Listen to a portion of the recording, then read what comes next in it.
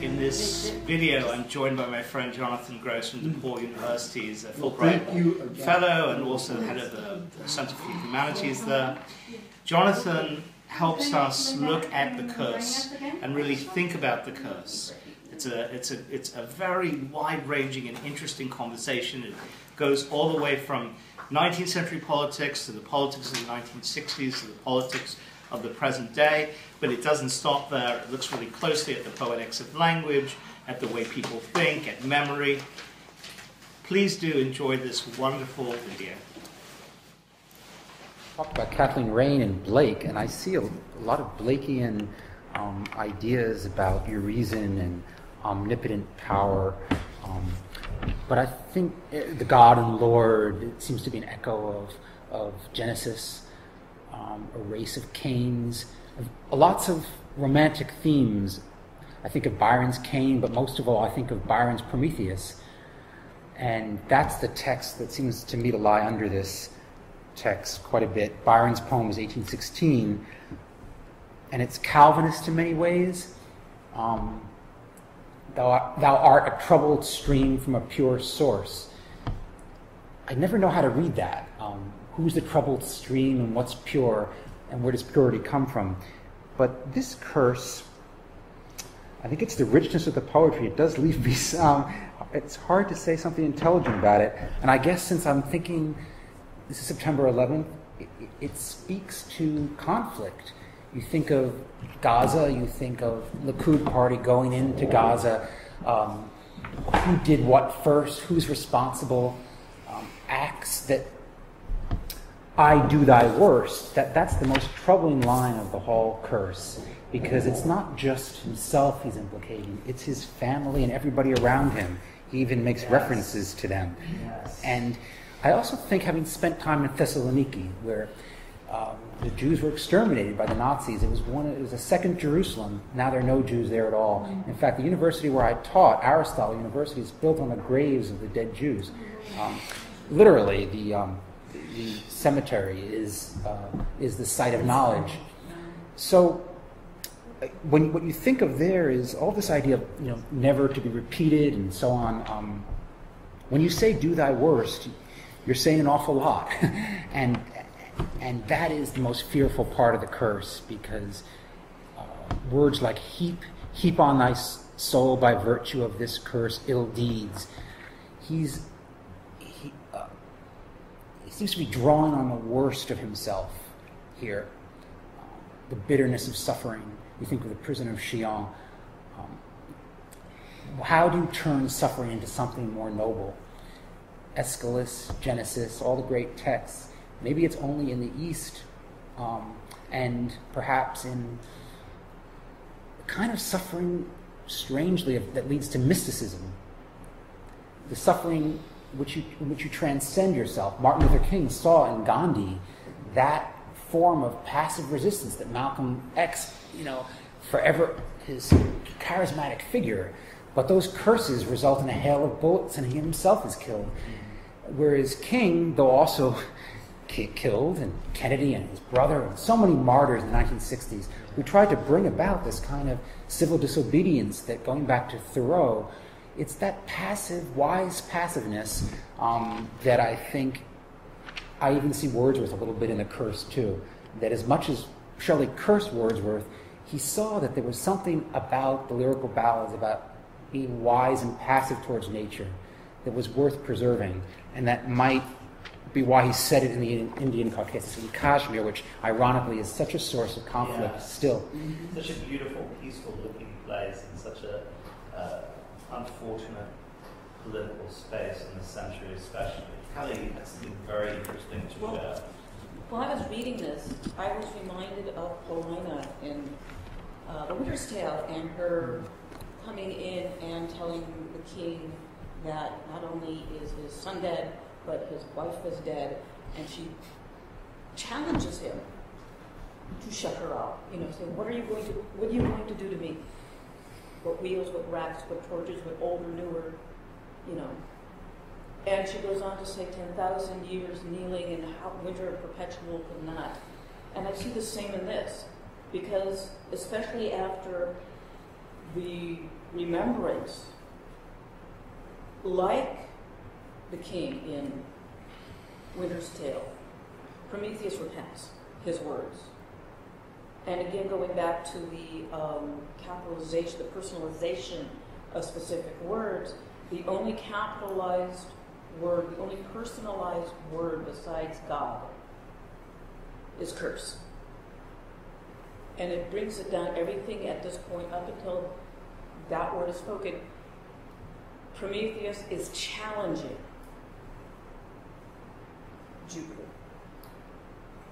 What are you going to do to me because I am independent of you? I do not have to obey you. My family does not. And it's the challenge of authority by, it's the challenge to authority, in my view. You know, especially, I mean, fury, I mean, when you take, again, going back to the words, I mean, even in the curse, the challenge, tyrant is not capitalized. Yes, capitalized. Not in, well, I'm looking at it in the remembrance, in what the Phantasm is saying. Mm-hmm. Shelley deliberately did not capitalize tyrant. He did not personalize that word.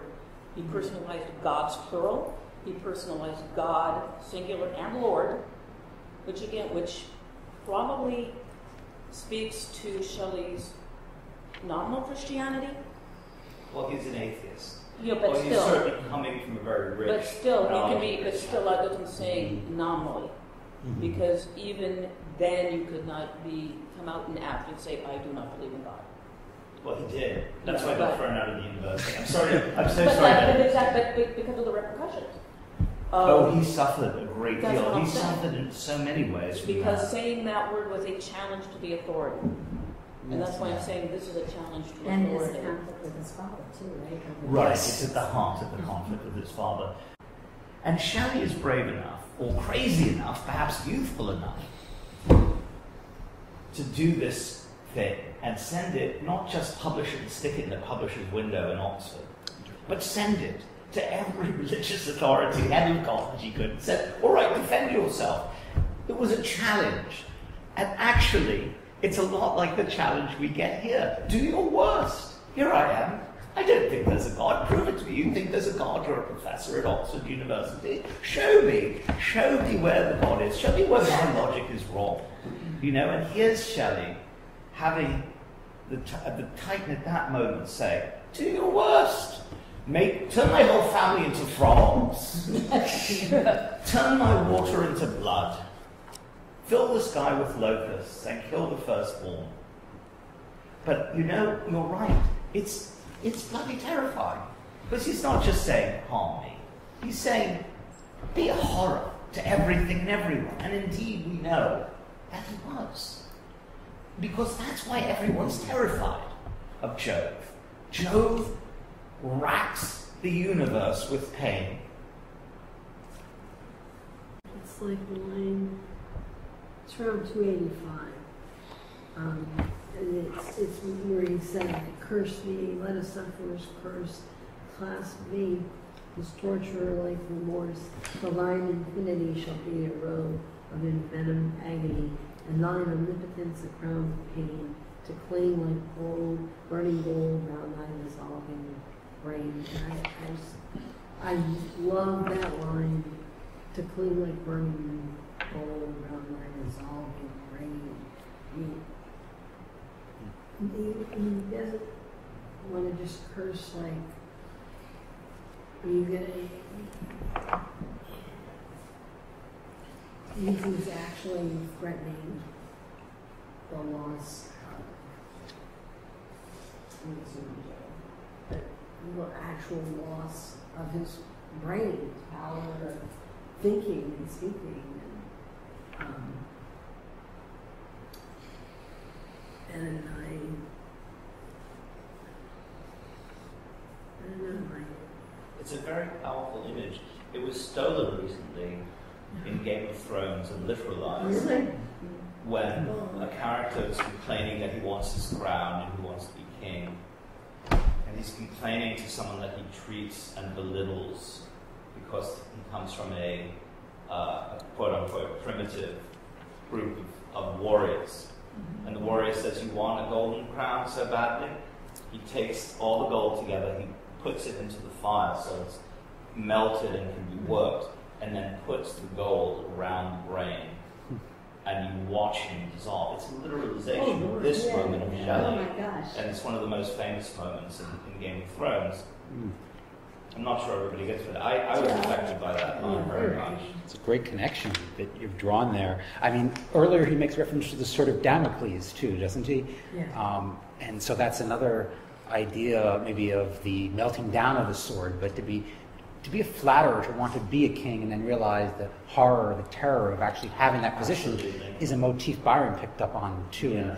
And, it's a social class idea that you want to be a lord, you want this privilege, but you have no idea how lonely it is too. And what it entails. Yeah. I think some of the loneliness comes out in that passage. But you think of figures that are given power, and they make mistakes, and when they choose to curse rather than to bless, or when they bless and are assassinated for blessing. Again, I'm sorry to be so contemporary, but I'm thinking of Sadat and Anwar Sadat, you know. We think about the contemporary times, and Barack Obama steps into a debate that's been going on for years, and it's not so easy to heal the rifts between African Americans and white people in this country. In The Missionary, Lady Morgan sort of is interested in British men who impregnated Indian women and had Anglo-Indian children. What was going to happen to this new breed that was half this and half that? And was that going to be a cure or a further complication? And it's interesting, the different generations of Britain's relationship to India goes from William Jones embracing, fascinated by the culture, to the impeachment of Warren Hastings, to, by the middle of the 19th century, a hatred of India. The same people that, and then also an Orientalist interest in Sanskrit as the root of all languages, maybe older than Hebrew, right? That's one of the reasons Shelley's interested in it in India, because it predates, this is Cain, the ultimate curse of Cain, to be cast out of Eden, to have a mark upon him. You read that in this curse too. So Shelley's trying to think outside of the Judeo-Christian tradition. Absolutely. He's both drawing on it, as Kelly suggested. Yes, and Shakespeare's very Shakespearean. You're absolutely right. As I was reading it, I was struck by that. So that's a wonderful. Could you remind me of where there's a statue scene in? That's the whole thing of when she comes in and says the queen is dead. And she turns into a statue, or someone turns into. She becomes a statue, and it's one of these things that is never explained because it is. The queen.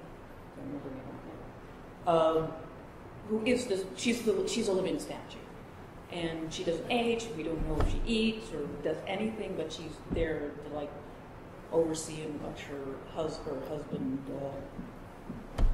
freak out, over a score of years, because he was responsible for the death of his son. He exposed their daughter out of a rumor, and it's like, he repents and she repents herself. And the reason I think it's so evocative is it goes back to Mozart, who gets the Guest of Stone. Don Juan lies behind Byron's epic. Ozymandias, political power that becomes stone-like. We remember the statues of Saddam Hussein that were brought down, that were further imitations of Stalin's statues. The ways in which leaders, pharaohs, and pyramids want to be remembered in stone. And then it was such an interesting connection you drew to Winter's Tale, because that's that miracle moment where someone becomes a statue. It's Pygmalion, reminds us of that. It's Ovidian, it's a transformation from passion to stone. And then Shelley is so suspicious of monumentality. To quote, Richard Shaw has a wonderful book on monuments in romantic poetry and how suspicious they are of Cheops or any monument that's going to last forever, whether it's of hatred, of monumentalizing through the Sinaitic books, Thou Shalt Not, which Blake mocks, this Nobo Daddy, this Urizen God that freezes our sensibilities because his own can be frozen. This is a young poet, and you can feel that.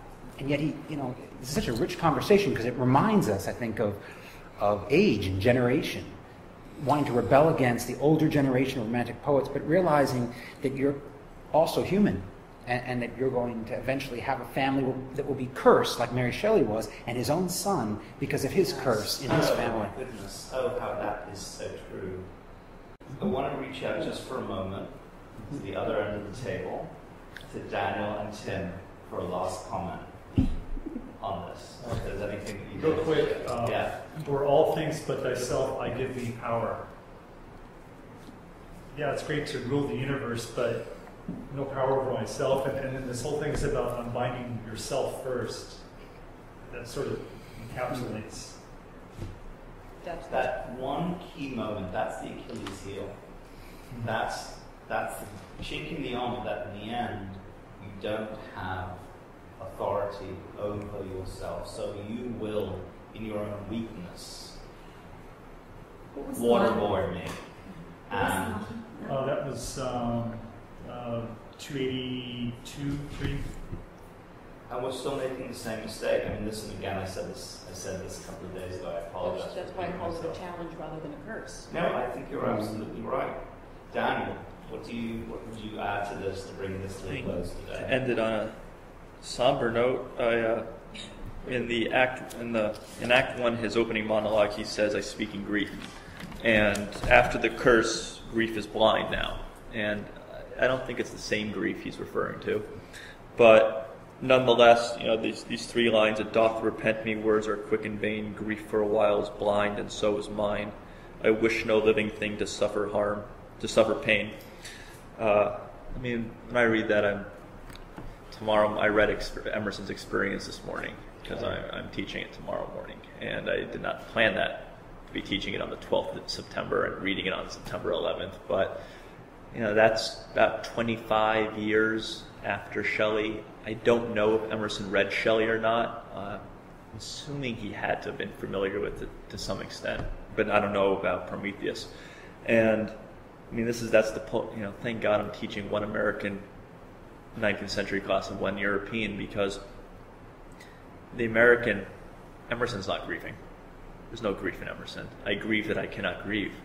And Emerson's Emerson's a little bit like Bush, we're going to get revenge. We're going to expand the circles. Well, this is the discussion between Thoreau and Emerson, and it goes back to Shelley, who Thoreau read very closely. So Thoreau read Shelley? Oh, God, yes.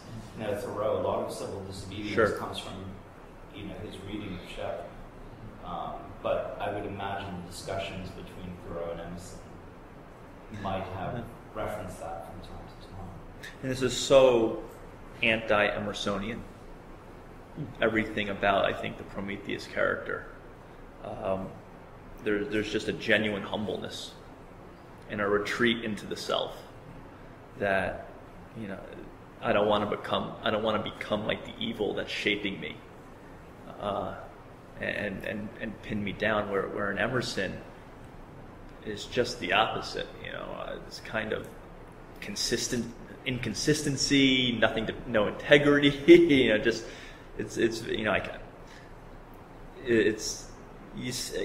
see in these 2 characters we read this morning that this unique American difference. An attempt to cast this off where you're kind of biting yourself in the ass a little bit. I think there's nothing wrong with having an American Prometheus in this. There is a Miltonic and satanic energy in much of Emerson, but it's a very special case because it's Satan's own country. Hey, yeah.